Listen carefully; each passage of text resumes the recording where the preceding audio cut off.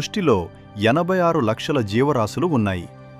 చెట్టు, పురుగు, చేప, పక్షి, జంతువు అన్నింటిలోనూ అదే ఒకే ఆత్మ విభిన్న రూపాలలో ప్రయాణిస్తుంది.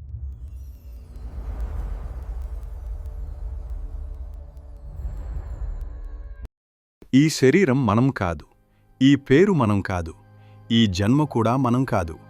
మన నిజమైన స్వరూపం ఆత్మ. ఆత్మకు పుట్టుక లేదు, ఆత్మకు మరణం లేదు, కానీ ఆత్మకు ఒక ప్రయాణం ఉంది. మన శాస్త్రాల ప్రకారం ఈ సృష్టిలో 86 లక్షల జీవరాశులు ఉన్నాయి. చెట్టు, పురుగు, చేప, పక్షి, జంతువు అన్నింటిలోనూ అదే ఒకే ఆత్మ విభిన్న రూపాలలో ప్రయాణిస్తుంది. ఇది శిక్ష కాదు, ఇది బహుమతి కాదు, ఇది కర్మ ఫలిత ప్రయాణం.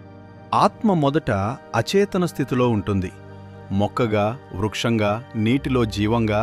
అక్కడ ఆత్మకు ఆలోచన లేదు, ఎంపిక లేదు, అహంకారం లేదు, కేవలం ఉనికి మాత్రమే. ఈ ప్రకృతిలో ఒక జీవి ఇంకో జీవిపై ఆధారపడి జీవిస్తుంది.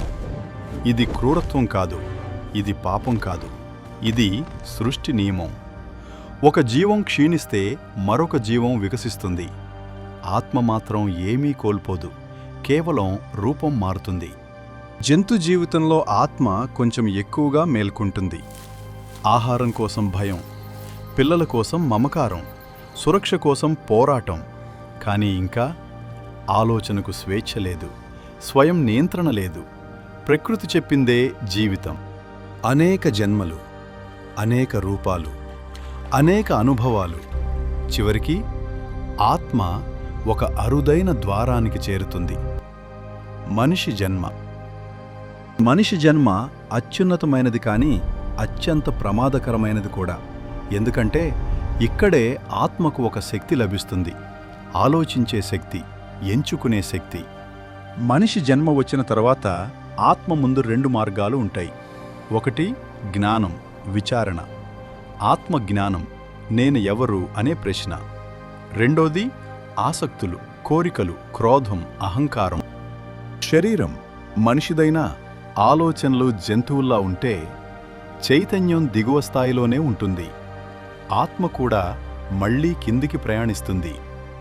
జన్మను నిర్ణయించేది శరీరం కాదు, చైతన్యం.